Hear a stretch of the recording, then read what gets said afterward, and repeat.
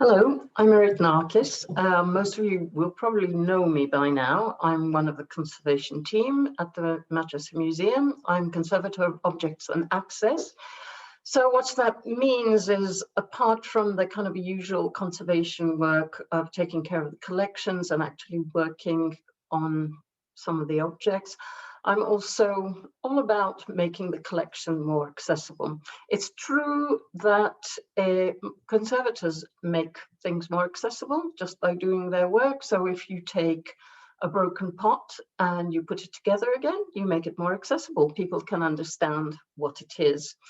I really do believe very strongly about the importance of having access to our collections, not only physical access, but intellectual access. It's quite important that we are able to get the most out of our objects.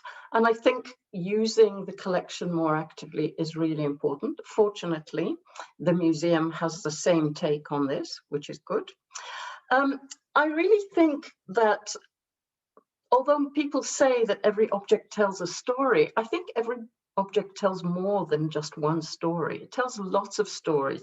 And I think it's up to us to make the collections available to more people, and then more people can find their stories about the objects and add them to the interpretation of our collection. And it makes the collection much, much richer having that.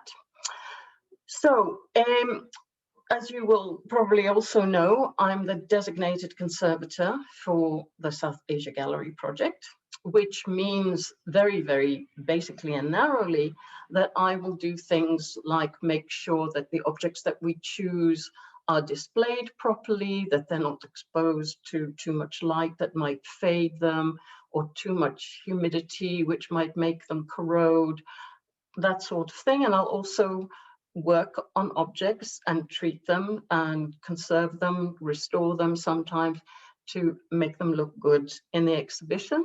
But I've also, as you will know, taken part much more broadly in the project and helping you put together your anthologies and putting some flesh on the bones. I'm really excited about doing this and getting more stories out there.